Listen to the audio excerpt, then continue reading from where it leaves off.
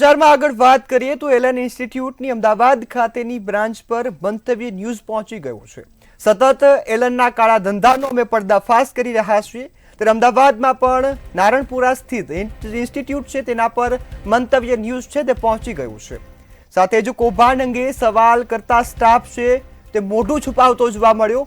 સ્ટાફના કાળા ધંધા આ પરથી દેખાઈ આવે છે। મંતવ્ય ન્યૂઝના સવાલોથી ફેકલ્ટી છે તે ભાગી ઉઠી હતી અને સિક્યુરિટી ગાર્ડે પણ ટીમને અંદર જતા અટકાવી હતી। સિક્યુરિટી ગાર્ડ દાદાગીરી કરતો જોવા મળ્યો અને ટીમને અંદર પ્રવેશવા પર પણ અટકાવવામાં આવ્યા હતા।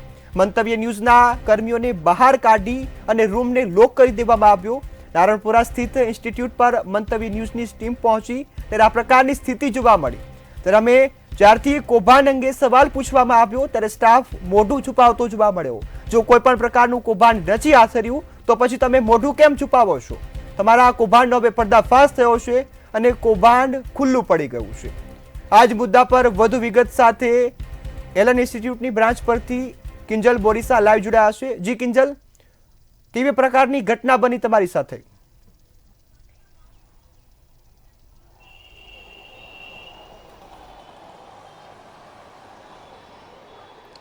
સતત 2 દિવસથી મંતવ્ય ન્યૂઝ છે તે એલનનો જે પર્દાફાશ છે તે કરી રહ્યું છે, કારણ કે એલન ઇન્સ્ટિટ્યૂટ દ્વારા જે પોતાનો કાળો કારોબાર છે તે ચલાવવામાં આવી રહ્યો છે। ત્યારે અમદાવાદના નારણપુરા સ્થિત જે એલનની જે બ્રાન્ચ આવેલી છે ત્યાં મંતવ્ય ન્યૂઝ પહોંચ્યું હતું। જ્યારે અમે અંદર ગયા અને અંદર જવાનો પ્રયાસ કર્યો ત્યારે સિક્યુરિટી ગાર્ડે પહેલાં તો અમને રોક્યા હતા। ત્યારબાદ અમે તેમને કહ્યું કે ભાઈ તમારા અંદરથી કોઈ ઓથોરિટી પર્સનને બહાર બોલાવો।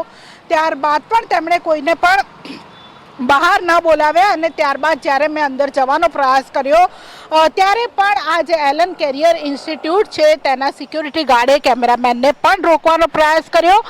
સાથે અંદર જઈને મેં જે ત્યાં ફેકલ્ટી હાજર હતા તેમને પૂછ્યું કે તમે શા માટે ડરી રહ્યા છો, શા માટે જવાબ નથી આપતા, અહીંયા કોઈ કૌભાંડ થઈ રહ્યું છે? ત્યારે તેમણે પોતાનું મોઢું છે તે છુપાવવા લાગ્યા અને પોતે જે મોઢું છુપાવતા હતા તેના જ કારણે તે દ્રશ્યો જ બતાવે છે કે જ્યારે કોઈ માણસ મોઢું છુપાવે છે ત્યારે તે કંઈક ખોટું કરતો હોય અને તેના જ કારણે તે પોતાનું મોઢું છે તે છુપાવતો હોય છે। ત્યારબાદ તમામ ફેકલ્ટી છે તે એક રૂમમાં લોક થઈ ગયા અને તેમણે રૂમ છે તે અંદરથી બંધ કરી દીધો। શા માટે તમામ ફેકલ્ટી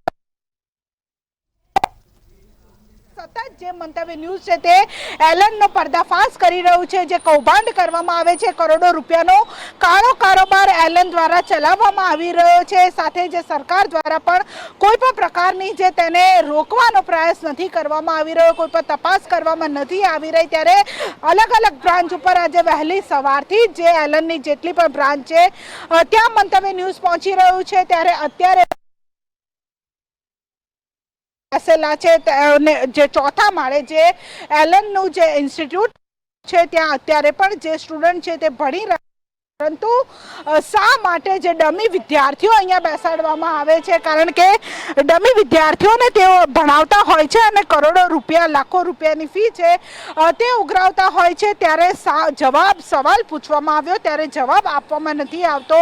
મોઢા છે તે સંતાડવામાં આવી રહ્યા છે। શા માટે તેઓ મોઢા સંતાડી રહ્યા છે? કારણ કે પોતે કોઈ કૌભાંડ કરી રહ્યા છે, તેમના કોઈ પણ ઓથોરિટી જે અધિકારી છે કે તેઓ જવાબ આપવા માટે અહીંયા હાજર નથી। જ્યારે અમે પૂછ્યું કે કોઈ ઓથોરિટી મેમ્બરને બોલાવો, કોઈ જે અધિકારી, કોઈ પણ અહીંયાનો જે સંચાલકનો જે કોઈ મેઇન માણસ હોય તેને બોલાવો, પરંતુ તમામ ફેકલ્ટી છે જ્યારે કૌભાંડનું નામ સાંભળ્યું મેં તેમને સીધી જ ભાષામાં પૂછ્યું હતું કે અહીંયા કોઈ ઘોટાળો થઈ રહ્યો છે, અહીંયા કોઈ કૌભાંડ કરવામાં આવી રહ્યું છે, ત્યારે તમામ જે ફેકલ્ટીઓના મોઢા ઉપરથી જાણે રંગ ઉડી ગયો હતો। તમામ ફેકલ્ટીઓના મોઢા છે તે ફીકા પડી ગયા હતા અને પોતે કેમેરાની સામેથી જે મોઢું છે તે સંતાડી રહ્યા હતા અને રૂમમાં લોક થઈ ગયા હતા।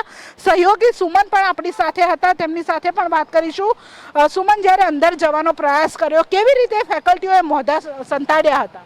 જી ચોક્કસપણે કિંજલ કહી શકાય કે જે રીતે મંતવ્ય ન્યૂઝ અંદર જવાનો પ્રયાસ કર્યો ત્યારે તમામ લોકો જે હતા ત્યારે જવાબ અમે મંતવ્ય ન્યૂઝે માંગ્યો ત્યારે તમામ જેમણે દરવાજા છે તે બંધ કરી દીધા હતા અને અમને કીધું કે તમે બહાર જાઓ, બહાર જઈને વાત કરો અને અલગ અલગ ધમકીઓ જે છે તે અહીંથી પણ મળવા લાગી હતી। અને સાથે કહી શકાય કે જ્યારે જે અમે બીજી પણ બ્રાન્ચે ગયા ત્યાંથી પણ અમને એવું કહેવામાં આવ્યું હતું કે અમારા સાહેબ જે છે તે મિટિંગમાં છે, બહાર કોઠાથી મિટિંગ છે તે બોલાવવામાં આવી છે, તે મિટિંગમાં સાહેબો છે તે અવનવા જવાબો જે છે તે આપવામાં આવ્યા હતા। હતા, કારણ કે આ કૌભાંડીઓનું તો આવું કામ જ છે અવનવા જવાબ આપવાનું, પણ મંતવ્ય ન્યૂઝ તેમના પર્દાફાશ કરી રહ્યું છે. જી કિંજલ.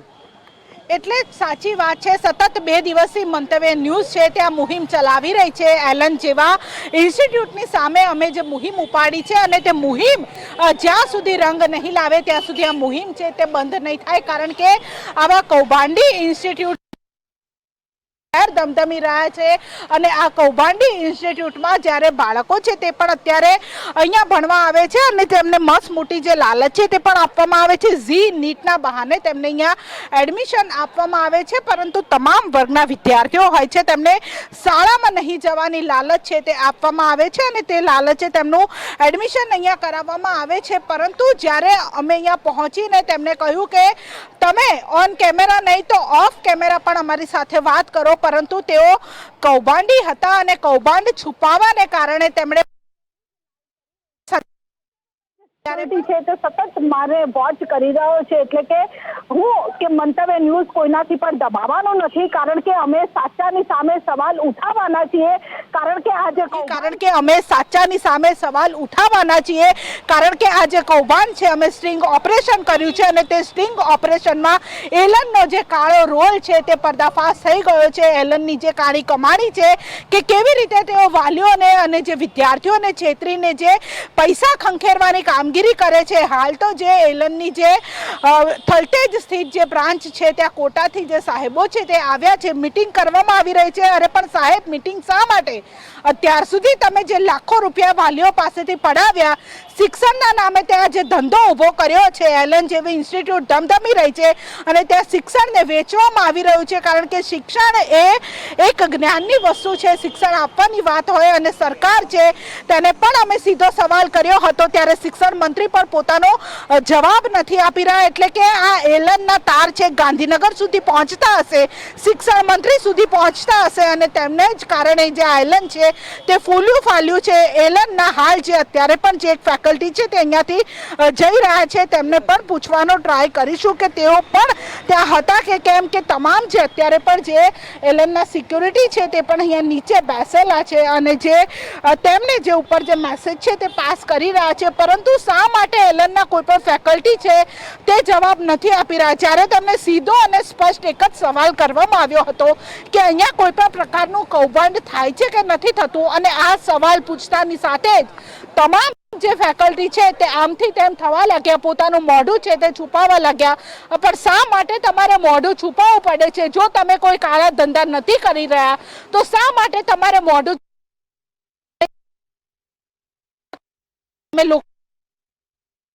તમારે જવાબ આપવો પડશે. અમે ત્યાં સુધી અવાજ ઉઠાવતા રહીશું જ્યાં સુધી આ કૌભાંડનો પર્દાફાશ નહીં થાય, તેમની સામે કોઈ પણ પ્રકારની કાર્યવાહી નહીં થાય ત્યાં સુધી અમે ચૂપ નથી રહેવાના. હજુ પણ આવા કેટલા એલન ગુજરાતમાં ધમધમી રહ્યા છે, ત્યાં અમે પહોંચવાના છીએ. જ્યાં સુધી તમારે પહોંચવું હોય ત્યાં સુધી પહોંચી જજો.